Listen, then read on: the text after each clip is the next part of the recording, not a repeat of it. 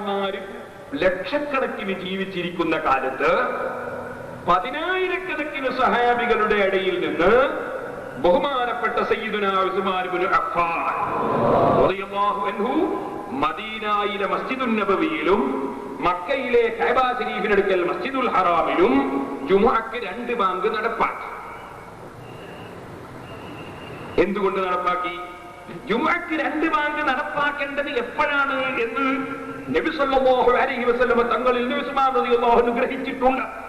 ആ ഗ്രഹിച്ചതനുസരിച്ച് അതിന്റെ സന്ദർഭം വന്നപ്പോൾ നടപ്പാക്കി. അങ്ങനെ നടപ്പാക്കിയപ്പോൾ അലി ഇബ്നു അബീ ത്വാലിബ് റളിയല്ലാഹു അൻഹു ജീവിച്ചിരിപ്പുണ്ട്. അലി ഇബ്നു അബീ ത്വാലിബിന് എതിർപ്പില്ല.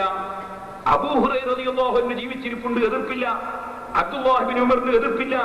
അബ്ദുല്ലാഹ് ഇബ്നു അബ്ബാസ് റളിയല്ലാഹു അൻഹു എതിർപ്പില്ല.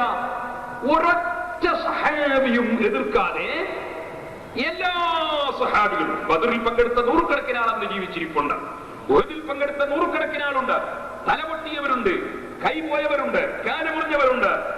അങ്ങനെ എത്രയെത്ര സഹാബികളുണ്ട് ആ പള്ളിയിൽ. ഒരു സഹാബിക്കും തർക്കമില്ലാതെ ജുമുഅക്ക് 2 ബാങ്ക് ഉസ്മാൻ റളിയല്ലാഹു അൻഹു നടപ്പാക്കി.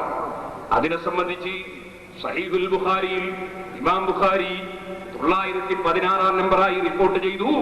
ഫസബത്തൽ അംറു അലാ ദാലിക, അങ്ങനെ ജുമുഅന്റെ 2 ബാങ്ക് സ്ഥിരപ്പെട്ട് കഴിഞ്ഞു, തർക്കമില്ല.